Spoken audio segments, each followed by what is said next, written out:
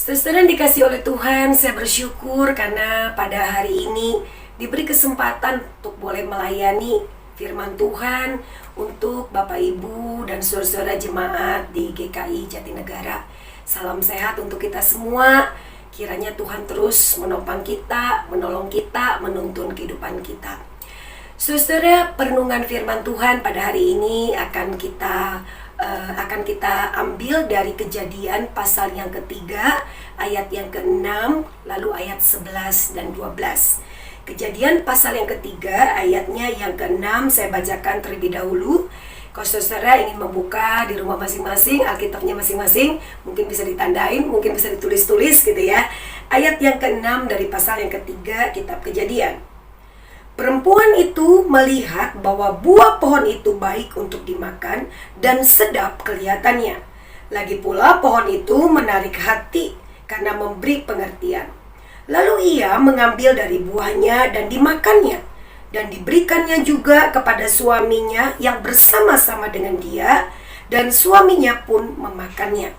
Ayat yang ke-11 dan 12. Firman-Nya, siapakah yang memberitahukan kepadamu bahwa engkau telanjang? Apakah engkau makan dari buah pohon yang kularang engkau makan itu? Manusia itu menjawab, perempuan yang kau tempatkan di sisiku, dialah yang memberi dari buah pohon itu kepadaku, maka kumakan. Kemudian kita melihat lagi saudara dari surat Filipi pasal yang kedua ayat yang ke-8. Filipi 2 ayat yang ke-8, firman Tuhan mengatakan, dan dalam keadaan sebagai manusia, ia telah merendahkan dirinya dan taat sampai mati, bahkan sampai mati di kayu salib. Demikianlah firman Tuhan. Berbahagialah setiap kita yang membaca, merenungkan, dan tentu saja belajar mengaplikasikan firman itu di dalam hidup kita hari lepas hari. Haleluya. Saudara yang dikasih oleh Tuhan, tema yang diberikan kepada saya adalah mengapa selalu memberontak. Mengapa selalu memberontak? Saudara, mari bersama-sama kita belajar gitu ya. Kita lihat dulu gitu ya. Kata memberontak itu apa sih gitu ya? Kata memberontak itu bisa diartikan melawan gitu ya. Pertama, tidak mau menurut perintah gitu ya. Tidak taat. Terus juga bisa dikatakan bahwa kata memberontak itu ingin keluar dari aturan main yang sudah ditentukan gitu ya. Jadi saya membayangkan adalah seorang yang memberontak itu nggak mau ikut aturan yang ada, nggak mau taat terhadap perintah yang telah diberikan. Itu pertama gitu ya, kita ngelihat arti kata memberontak. Selanjutnya adalah memberontak kepada siapa, kan kayak gitu ya. Pertama adalah mungkin bisa kita bilang nih, yang banyak nih ya, anak remaja memberontak kepada orang tua gitu ya. Atau juga bisa rakyat memberontak kepada pemerintah, itu misal gitu ya. Dan yang ketiga adalah umat atau anak-anak Tuhan, umat Tuhan memberontak kepada Tuhan. Dan inilah yang akan menjadi pembahasan kita pada hari ini. Mengapa selalu memberontak? Kalau saya tambahkan, mengapa orang yang mengatakan diri sebagai umat Tuhan, anak Tuhan, selalu memberontak kepada Tuhan? Mungkin kita bisa bilang sih, enggak lah ya, gue gak memberontak tuh gitu ya. Mari sama-sama nanti kita lihat dulu bagian firman Tuhan ini, kita refleksikan sejauh mana kita bisa melihat diri kita. Apakah kita menjadi orang yang patuh taat kepada Tuhan gitu ya, atau kita juga menjadi orang-orang yang tidak taat, orang-orang yang melawan perintah Tuhan.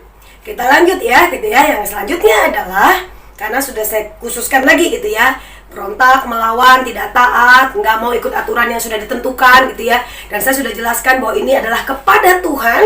Lanjutannya adalah kira-kira alasan orang-orang yang memberontak kepada Tuhan itu apa gitu ya. Apa alasannya? Mengapa orang memberontak kepada Tuhan? Pertama gitu ya, ada beberapa gitu ya, tapi saya mengambil 4 di sini ya. Pertama adalah rasa kecewa gitu ya. Rasa kecewa kepada Tuhan. Kadang mungkin bisa jadi ada orang yang sudah meminta Tuhan menyatakan kuasanya, Tuhan menjawab doanya, tapi ternyata tidak terjawab. Sama kayak orang yang mungkin meminta kesembuhan, tapi ternyata orang yang sudah didoakan untuk disembuhkan, agar Tuhan sembuhkan, ternyata dipanggil oleh Tuhan. Nah, rasa kecewa gitu ya. Rasa kecewa itu yang membuat akhirnya ada orang yang memberontak kepada Tuhan, tidak mau lagi taat kepada Tuhan karena rasa kecewa. Kemudian merasa terkekang gitu ya. Aduh, ini ya merasa terkekang saya kaitkan dengan poin ketiga gitu ya. Pengen bebas gitu ya. Sejak saya menjadi anak Tuhan, ini dibilang nggak benar, nggak sesuai dengan firman, nggak boleh, itu nggak boleh. Kok seakan-akan banyak yang tidak boleh kan gitu ya. Kadang-kadang saudara-saudara saya memikirkan bahwa saat kita memikirkan banyak yang tidak boleh, akhirnya kita lupa bahwa sebetulnya yang boleh juga banyak gitu ya. Yang boleh yang justru bisa mempertumbuh iman kita, menguatkan iman kita. Tapi namanya natur dosa kita gitu ya. Kadang kita merasa bahwa aduh gitu ya, sejak saya menjadi anak Tuhan, nyontek nggak boleh kalau bagi remaja misalnya gitu ya. Atau mungkin bagi seorang pengusaha atau sebagai seorang pekerja, kita mungkin ngerasa bahwa sekarang ini ada sedikit kecurangan pun kita tahu bahwa secara firman tidak boleh dan harusnya kita tidak melakukan gitu ya, kita harus taat. Jadi nggak bebas, ngapa-ngapain kita ngerasa tidak bebas. Kemudian ada juga orang yang merasa bahwa saya ingin mengatur diri saya sendiri. Saya nggak pengen diatur oleh Tuhan. Saya pengen melakukan apa yang saya mau, suka-sukanya saya dah gitu ya. Nggak bisa kita pungkiri, kita ini kadang lebih suka melakukan apa yang kita mau. Dan kadang-kala kita melupakan sebetulnya tujuan atau harusnya yang menjadi hal yang kita jadi kerinduan kita, harusnya melakukan apa yang Tuhan mau di dalam hidup kita. Tapi kita tidak menginginkan itu, ingin mengatur diri sendiri, saudara. Kadang ciptaan itu suka lupa kalau sesungguhnya kita ciptaan itu membutuhkan Sang Pencipta kita. Saudara dikasih oleh Tuhan, setiap orang Kristen, bukan KTP-nya Kristen.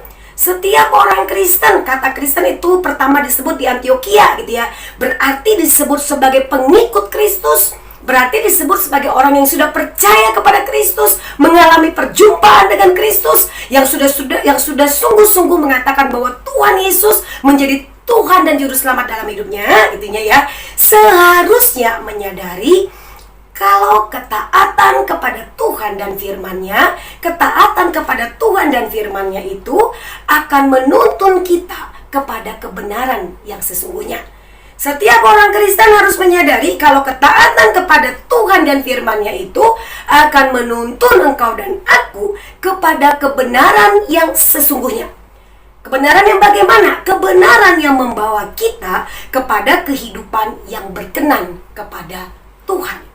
Kan kalau kita bilang kita adalah anak Tuhan, berarti kita akan selalu berusaha berpikir bagaimana hidup kita itu gitu ya, berkenan di hadapan Tuhan, menyenangkan Tuhan, melakukan apapun sesuai dengan apa yang Tuhan inginkan dalam hidup kita. Mudah? Tentu saja tidak, saudara. Tidak mudah kita bergumul untuk itu. Oleh karena itu, bagaimana agar kita bisa menjadi hamba, menjadi anak yang taat kepada Tuhan dan taat kepada firman-Nya. Saudara, ada beberapa perenungan yang akan menjadi bahasan kita pada hari ini. Pertama adalah kita mengacu kepada kitab Kejadian pasal yang ketiga tadi gitu ya. Pertama, agar kita bisa menjadi anak-anak Tuhan yang sungguh-sungguh belajar taat kepada Dia dan juga kita taat kepada kebenaran firman-Nya. Poin 1, sadari kalau kita manusia, bahwa kita manusia ini walaupun kita sudah diselamatkan, walaupun kita sudah menjadi anak Tuhan yang sudah disucikan gitu ya, yang sudah mendapatkan anugerah keselamatan itu, kita itu masih punya kecenderungan untuk memberontak. Kita masih punya kecenderungan untuk tidak taat gitu ya. Jadi kan gak langsung tuh pada waktu kita percaya Tuhan Yesus, misalnya tiba-tiba ada kayak chip yang diletakkan di kepala kita, sehingga kalau kita sedikit agak rada gak sesuai dengan firman langsung ting gitu. Kan gak begitu gitu ya. Karya keselamatan itu karena anugerah Allah semata-mata tanpa peran kita. Tapi bagaimana kita hidup dalam ketaatan kepada Tuhan, itu harus ada usaha dari diri kita. Oleh karena itu kita mesti sadar yang pertama bahwa kita punya kecenderungan untuk memberontak. Saudara, mari kita menoleh ke sedikit gitu ya, ke kitab Kejadian pasal 2 dan pasal yang ketiga. Kan pertama dibilang ya, di dalam taman itu setelah Tuhan menciptakan manusia, Tuhan bilang semua yang ada di dalam taman ini, pohon-pohonan semua boleh kamu makan dengan bebas gitu ya. Tapi buah pengetahuan yang baik dan yang jahat itu jangan kamu makan buahnya. Itu sudah langsung dibilang gitu ya. Nah, jadi aturan main itu sudah diberikan kepada manusia. Nah, kalau kamu makan, itu jelas kamu pasti mati. Itu udah jelas paketan ya gitu ya. Jadi kamu jangan makan. Kalau kamu makan, kamu mati. Nah, kemudian pasal yang ketiga kita lihat di situ ya, manusia itu tergoda. Pada waktu sudah mulai dibilang ya, dengan caranya ya ular itu memperdaya atau mungkin dibilang secara licik ya, ngomong kepada Hawa, kan tuh dibilang bahwa semua di sini nggak boleh dimakan. Terus mulai terjadi kayak dialog ya, dan mulai di situ Hawa juga mengatakan nggak begitu sih. Tuhan bilang gitu ya bahwa semua bahwa pohon dalam taman ini boleh dimakan gitu ya. Tapi yang ada di tengah-tengah itu jangan. Sebenarnya kalau kita lihat ada sedikit di situ pada waktu Hawa ngomong lagi ke si ular, sebenarnya ada kata yang berubah dari kalimat yang Tuhan perintahkan waktu itu. Kata semua, ini kata cuma yang ditekankan di situ cuma dibilang bahwa ya yang ada dalam taman ini boleh kami makan, tapi yang di tengah jangan gitu ya. Nah, setelah kita lihat di sini bahwa akibatnya karena mereka makan itu terus mati, udah paketannya. Makanya di situ dikatakan nih kita telanjang, kita jadi tahu yang baik dan yang jahat. Nah, godaan itu begitu pintar ya, iblis itu berkata kamu akan jadi sama seperti Allah. Nah, sebetulnya kalau kita sadari kita ini ciptaan nih gitu ya. Ciptaan ini kan nggak bisa nih hidup tanpa bergantung kepada Sang Pencipta. Kita ini kan memang harusnya membutuhkan Sang Pencipta untuk menuntun hidup kita. Tapi di sini dikatakan kayaknya mulai ngerasa kayak tergoda. Nggak lah ya, aku nggak mau lagi nih harus tunduk patuh kepada perintah Tuhan. Pengen sudah mulai kayak mungkin ngatur diri sendiri, pemberontakan itu dimulai gitu ya. Dan yang terjadi adalah di sini dikatakan mereka pada waktu makan maka engkau akan mati. Nah, saudara-saudara, dosa gitu ya, kejatuhan manusia dalam dosa inilah yang akhirnya sampai detik ini bagi kita semua, kita harus berjuang dengan jiwa pemberontakan yang ada di dalam diri kita gitu ya. Jadi kan kadang-kadang ada yang bilang gitu ya, buah itu jatuh nggak jauh dari pohonnya gitu ya. Jadi dengan kata lain, karena yang waktu kita tahu bahwa nenek moyang kita gitu ya, juga mereka akhirnya keinginan menjadi sama itu akhirnya membuat dia tidak taat kepada Tuhan, dan juga akhirnya itu menjadi pergumulan bagi kita semua. Bahkan pada waktu kita sudah percaya kepada Tuhan Yesus pun nggak gampang bagi kita untuk menjadi anak-anak Tuhan yang taat. Makanya saudara, Paulus bilang gitu ya, yang baik yang ingin kulakukan, tetapi justru yang jahat yang kulakukan. Ada suatu pergumulan yang luar biasa. Tapi sekali lagi tentu gitu ya, bukan berarti bahwa menjadi orang yang taat, anak yang taat tuh nggak bisa loh ya. Tentu kalau kita bersama dengan Tuhan itu bisa kita lakukan. Saudara, mari kita lihat lagi nih satu contoh gitu ya. Kita lihat bangsa Israel. Kita katakan bahwa Israel sebagai umat pilihan Tuhan gitu ya.